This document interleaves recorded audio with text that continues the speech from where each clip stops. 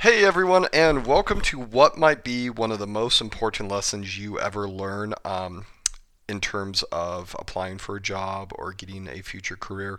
It really doesn't matter what career field you guys are going into, but every single person has to go through resume buildings, and I really want to highlight every single thing. So this is going to take a little bit of time, but just to instill some trust in you from me, I have presented this presentation in front of professionals, in front of high school students. I've actually done this for a couple college classes. Resume building is just something I'm super passionate about, and I really want to make sure that we hit on every teeny tiny little aspect of how to make your resume perfect, which is the most difficult thing because there is no, here's the irony. There's no such thing as a perfect resume or here's how to make a perfect resume. But your resume has to be perfect. Have I lost you yet? Okay, hopefully not. But hang in there with me and let me coach you guys all through this because every single person has a different background, a different story, a different experience, and no two people are completely alike. So I have to accomplish all of that with all that criteria, yet help you guys produce these amazing resumes. For the future for you guys because this could be the difference between getting a job and not getting a job. The whole purpose of a resume, the job interview, and all that fun stuff is you are selling you. You are marketing yourself. So if you are completely humble, person and doesn't like to brag about yourself, go ahead and put that on pause for a moment and be completely okay with bragging about yourself. And you're selling yourself to employer. So before I stay on my soapbox any bit longer, let's go into how to build a resume. All right. Okay. Um, Number one, use a template. Use a template, use a template, use a template. I think you are getting my drift. Here's the deal. I have taught Microsoft Word and Google Docs for over a decade now. Wow, I'm really old. I've actually used them ever since about the second or third grade. Actually, I used to do my dad's PowerPoints when I was still in the fourth grade. So if that doesn't make me a nerd, I don't know what will. So here's the deal. I could tell you every single tiny little thing about Microsoft Office with Google Docs or any other sort of word processing file, and I still use a template. Why?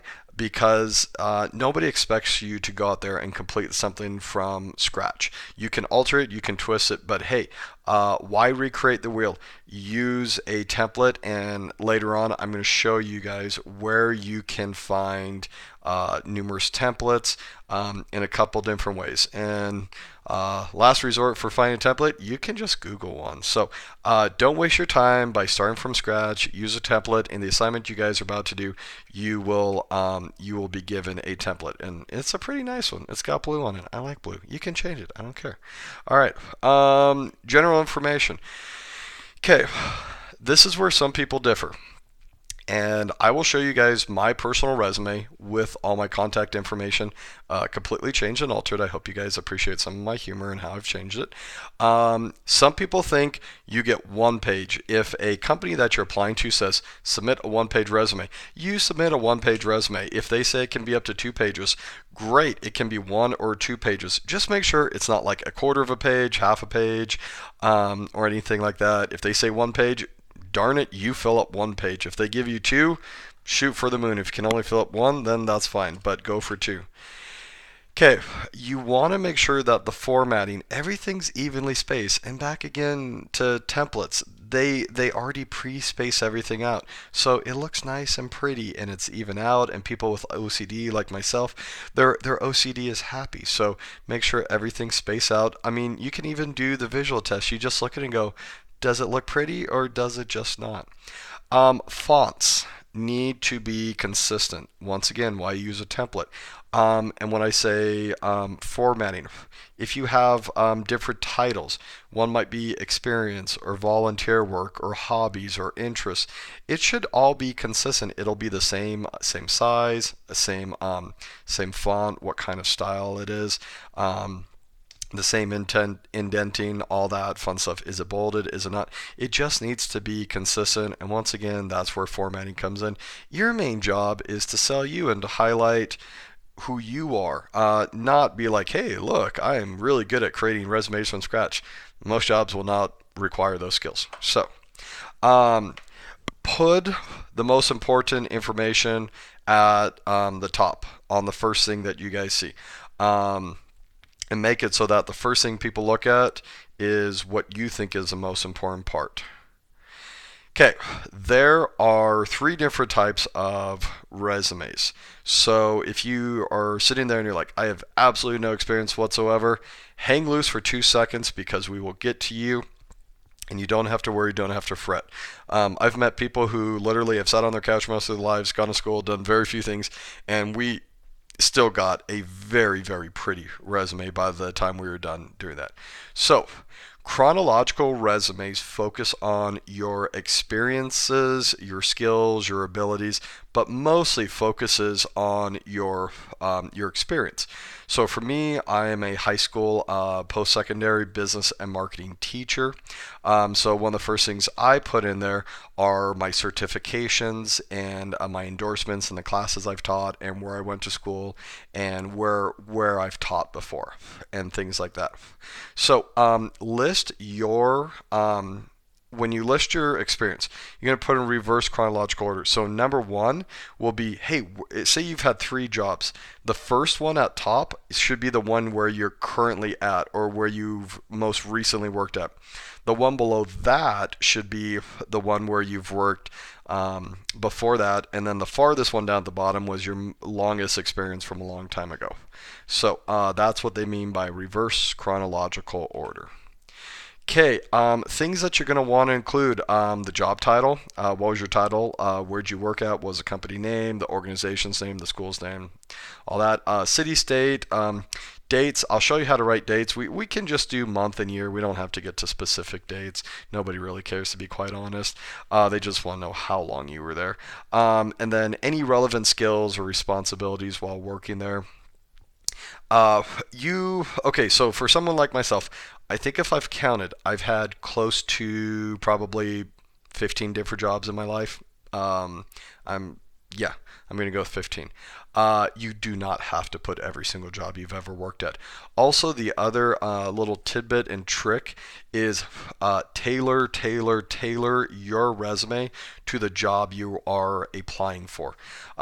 So, for example, if you are going in to become a plumber, say you've had other jobs as a plumber, you're definitely going to want to do that. But maybe say your life got hit by the recession, so you decided to work for some company that served pizza and had lots of children games, and there was a mouse running around, and you had to do that just to pay the bills. Hey, we've all had those kind of jobs. You probably don't have to include that one. So just make sure that whatever jobs are relevant to wherever you're applying, hey, remember you're selling yourself. If you're going from being one plumber to another company, highlight anything that a plumber would do in those types of skills. So highlight on those experiences. So for the chronological resume, you guys are in luck. I'm going to back out of this PowerPoint and I'm going to share with you guys my personal resume with information that has been altered so you don't know where I live or work or what my actual phone number is. So here we go. So on page 1 of my resume, I list up here first things first, education and certificates. So currently I'm working on my national boards. I did my master's, my MBA program through Western Governors. You guys can see I went to Eastern Washington University and Spokane Falls Community College. Go Sasquatches. And then I show my endorsements. For a teacher, this is what we can teach. These are the classes that I've taught, and then you can see experiences, the schools that I've taught for before, and then other related experiences. So yes, I was a whistleblower. That was one of my jobs. I did it for 8 years. So those are things, and as a high school teacher, I thought some of those things were relevant to being a good communicator, being on time, being professional, so that's something that I leave in my resume. awards I've won. You guys can put in any awards or honors that you've won. And also, if you think about it, being a teacher, I've been an FBLA and DECA advisor. These were some of the national awards that some of my students have won. So I want to be like, hey, look at what my students have done and all that. So these are my 2 pages.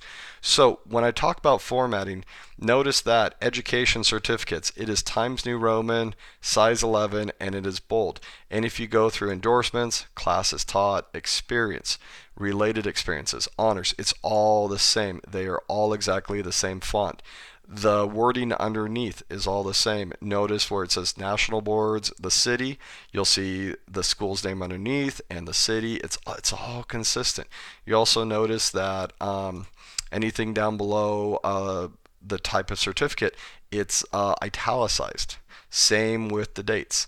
Look at the dates over here, April 2013 to March 2014. So notice just the formatting. Notice that I don't put in September 21st, 2004. You just need to put in the month and the year. Like I said, nobody really cares. They just want to know approximately how long you've worked someplace. And things like that. And remember, you can always send me little pop-up chats on questions that you have about resumes. I love answering resume questions because I know resumes lead to jobs.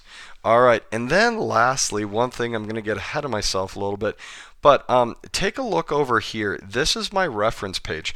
One of the biggest mistakes that I see even adults making is like, hey, look, I made a really cool resume, and I've got my references at the bottom of the page. And I'm like, no, you don't do that. You leave your references on a complete separate page. And through years of interviewing people with teams and not, I found out that a lot of times the reference sheet goes in a separate direction.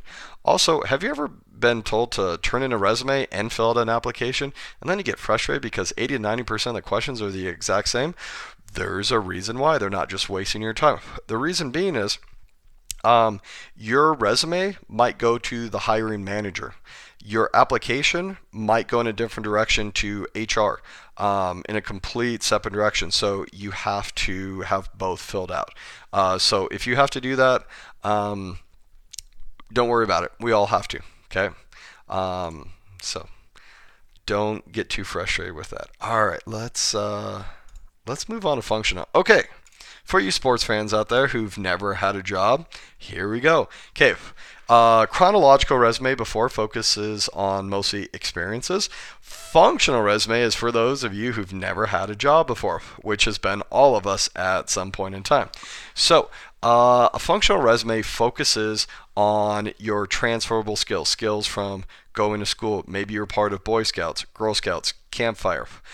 Maybe you played sports. Maybe you're part of an organization. Maybe you worked with a church group. Maybe you work with a nonprofit. Maybe you did some volunteer work with any company or organization around the world. Okay, so this is to focus on those skills that you've had that will transfer over to a job. So, because we all know at some point in time, you're going to want to get a job, and you've never had a job before. So you want to be able to show that. Okay, some of the categories that you guys can include instead of experiences are problem solving. You can put in there interpersonal communications, that you're really good with communicating with people. Side note, when interviewing way too many people, we always came down to two things that we needed to know about every single candidate. Number one, could they do the job? Number two, are they going to play nice in the sandbox? Meaning the people they're going to work with, hey, are they going to mesh real well, or are they like vinegar and baking soda? So a lot of times those are the only two things we have to whittle it down to when we are thinking about hiring somebody. So really think about that too. Also, might not be a bad idea. Go scout out the place where you're applying for. If it's a business, go pretend like you're a customer. Shoot, be a customer and find out how they operate. Listen to their conversations. Is it an upbeat place? place? Is it a quieter place? Is it an exciting place? Is it a somber place? Like, just kind of get a vibe for it, and do some research on it. Anytime I've ever had somebody do research on the school I was working at and we're interviewing for a position, I was always impressed. Like, oh my gosh, they researched us. They got a couple of things right. Maybe a few things they got wrong. Actually, I did have one candidate who just I don't think he really researched us, but he told stuff about us that was completely not true. We're like, yeah, go back to the drawing board. So, all right, let's go to an example of a functional resume. So here we go. Not gonna lie, I did find this example online, but I really liked it. Why? Well, because I didn't have a good functional resume on hand. So up top, take a look. We got Jane Doe. We've got addresses, phone number, information. We're going to talk about good email addresses in a little bit. Over here, this person does not have any experience, but they did put in here volunteer work. Also, I want you guys to take note of this as while you're thinking about filling out a resume and getting and applying for a job and whatnot. Think about, is there a volunteer opportunity coming up that would look fantastic on your resume? If so, you better jump at the opportunity to do that, because people love experiences, and volunteer work for some people is just as good as experiences. So if you work somewhere, volunteered for a summer, that's just as good as any other experience. You cannot replace experiences. Okay. Yes, you can sit in a classroom and learn about every tiny little thing of an aspect of a job, but until you've actually done it, you haven't put it all together. This person also puts in about their education, their personal accomplishments, the technology that they know, their education. One thing I want you guys to include also is, say you have not finished high school yet or community college, you can put in there expected graduation. So let's just say for this person, we can put, if they haven't graduated yet, expected graduation June 2014, or now June 2019. Why is that important? Well, they want to know when you're available to work. They want you to be done. They'd be like, hey, we want you as all ours. We want to make sure that you're not just in school. We want to employ you full time.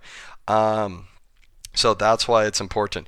You don't have to put the specific date, just the month and the year. That's good enough as is. In passing conversation, when you get interviewed, you can tell them a specific date. But hey, on your resume, just put the month and the year, you're good.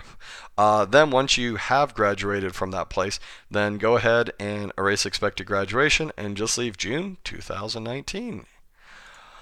Okay, I'm a little winded, but here we go. So let's click through functional. Yay. Combination. All right. So, fun fact, most resumes are actually a combination of chronological and functional resumes. So, we find maybe you only have had one job before. So, you're going to put experiences in there and volunteer work and all these other things. Also, like I said before, I want you to do some real soul searching. And also figure out what you've done in your past. And if you've done any volunteer work, write it down in a little notebook or on a piece of paper somewhere you're not going to lose it. Maybe the notes section of your phone, somewhere where you can just keep track of all of your volunteer work or any experiences that you've had. I want you to search online examples of different categories that you can put on there. So on mine, I've got job experiences. Maybe you don't have any job experiences. Maybe you have volunteer work. Maybe you put in there your skills and ability, and you can focus on things you're really good at. Here's your hint in life. Out of all the owners and business people I've talked to when hiring my students, a lot of them ask the same questions. They go, hey, does this student show up on time in class? Oh yeah, perfect. Okay. Do they work hard? Are they coachable? Are they teachable? So those are things that you're going to want to include. Also, it might not be a bad idea to say, hey, I've got reliable transportation. That's something surprisingly I found that a lot of employers are like, hey, we need to make sure that one, they're on time, two, they actually show up, three, they are a hard worker, and four, that they're coachable, they're teachable. It's really funny. These are what we call soft skills, meaning the things that don't go into the actual work, But if somebody's watching something and be like, man, that's a hard worker. Hey, they're really nice. They're really easy to get along to. They've got a really good bedside manner. Um, they get along with their coworkers really well. Those are soft skills. Hard skills are if you're an electrician or a welder, you can actually do that specific skill really well. If you're a teacher, actually teaching, those are what we call hard skills. So soft skills are the skills that don't apply to the job, but what everybody notices about the person and their personality. Hard skills are actually doing the job. And it's really funny because right now I hear so much bash. Oh, those young kids, they have no soft skills or anything. And I'm like, yeah, well, if you look up journal entries or articles when you were a teenager, they said the same thing about you. It's just the age. So what else? Okay, you can put in community involvement, civic engagement, honors, awards, professional affiliations, interests, hobbies, computer proficiency, etc. Like I said before, search online. What are some categories that fit to you? Okay, so like I said before, there is no such thing as a perfect resume, but your resume needs to be perfect. Um, and for this new bullet point, in other words, tailor, tailor, tailor. What job are you applying for? What can you highlight about yourself? Okay, references. Sometimes there's an option in different templates where it's like references available upon request. This is highly not recommended unless you actually have your references ready to go. I actually don't even recommend doing this. I've seen this in a few books, but in real life, real practice, just include your references. You're going to need about 3 to 5 of them, maybe 6 of them. And these people should be former employers, bosses, teachers, advisors, coaches, any leaders of yours in your personal life. Create a separate page. In addition to it, don't just put it on the backside. Don't try to put it at the bottom of your resume. This gets its own separate paper. Same letterhead, same font. Don't do anything weird or crazy. Okay. Yeah, 3 to 5 people that can speak about your professional skills, abilities. I normally get 1 or 2 phone calls a week or every other week for past students. And I will be honest. So if someday down the road you need me as a reference, I will be honest. So make sure that you're working hard for your teachers, your coaches, your bosses, your organizers, your leaders, whoever, because most of the time they will be honest. And absolutely no family members. I mean, if I put my mom on there, she would probably just tell you how I'm the most wonderful person in the world. And then you're thinking as the boss, oh, she probably just wants him to move out of the house. So absolutely no family members or anything. Okay, professional. Professionalism. Most of you will include an email address. Make sure that it is professional. Do not put hotmama21 at gmail.com. Do not put bigdaddy18 at hotmail.com. If you have one of those fun, interesting emails, yeah, keep that personal. That's totally fine. That's yours. Do you know how many emails you can create? As many as there are available. So create a professional website. Usually something that includes your first dot, your last name, maybe include the year you graduated from high school or college or trade school. So don't put anything embarrassing or anything. So yeah. I'm not going to tell you my first email that I ever made. It was when I was in the 4th grade, and still to this day, I kind of laugh about it. It does have reference to one of my favorite bands, Blink-182. So you can also include your Facebook if you have an Indeed account or LinkedIn or any sort of professional social networking. I'm making this in the year 2019, so I can only imagine in the next few years what new websites are in here. Actually, when I was updating this presentation, I had MySpace as the first one of these. So I kind of laughed at that. I go, MySpace is really no more. Well, actually, I think Justin Timberlake's trying to bring it back. All right, if you have, okay, this is called put on your grown-up pants. If you have any interesting ringtones or ringbacks, you might want to think about changing them. I don't know if ringbacks are a thing anymore. I don't hear them too often, but my brother-in-law still has one on his phone, and I think it's Mozart, and it's really annoying. So yeah, go ahead, clear that out. Edit, edit, edit, edit. Make sure that everything is spelled correctly. How many times should you have this edited? Probably 10 to 20 times. It needs to be perfect. Nothing misspelled. The beginning of every sentence is capitalized. Make sure that you capitalize your lowercase i's. I'm sorry, we're not texting anymore. This has to be perfect. Also, I'm sure you guys all have one of those really good editors, grammar people in your life. Go buy them a Snickers, go buy them a coffee, go buy them something and say, hey, can you edit my paper? Like, really make sure it looks good. And take their advice on it and make sure that it looks good. Shoot, you can even email me before you submit your assignment and say, hey, do you have any suggestions before I turn this in? You can always ask me or anything. Or even when you do turn it in as assignment, you can even leave in the comments, be like, hey, I'm kind of 50-50 on this. What do you think? If it's bad, can you send it back to me? Absolutely. Okay. Oh yeah, and edit some more. Like I said before, it needs to be perfect. So dial it in, make it perfect. If you need to, I've actually seen some people like this. I'm really impressed by them. Say you're interviewing for a job as a teacher, and say you're interviewing a job as a welder or as an electrician or as a doctor. I don't know. Those are very distant careers, but all good ones. Tailor. You might actually, for one job, submit one resume, and then to another job, you tweak, you edit it, and you fix it for the other job, and then you submit that resume. You're going above and beyond. You're tailoring, tailoring, tailoring. Remember, first and foremost, you are selling you. You are marketing yourself. If you are super humble, don't like to brag, time to put that off to the side, and for 10 minutes, sell yourself. For your job, and then the moment you get hired, you can go back to being humbled and not brag about yourself. Okay.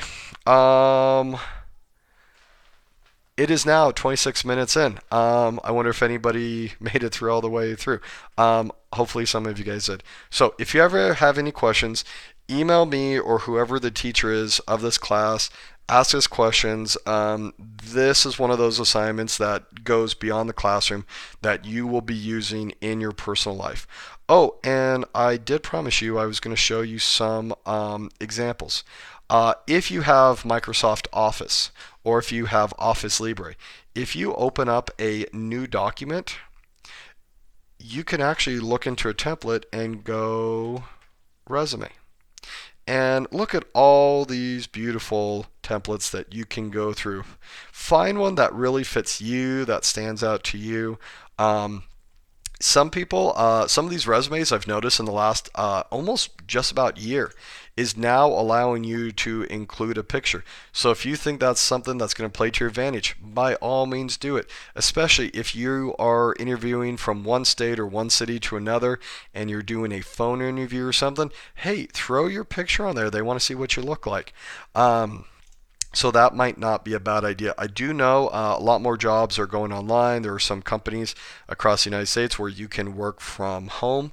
You can even work internationally. So, hey, a picture might not be a bad idea. If you don't have Microsoft Office for free, you can go on to Google Docs and you can search the templates for resumes.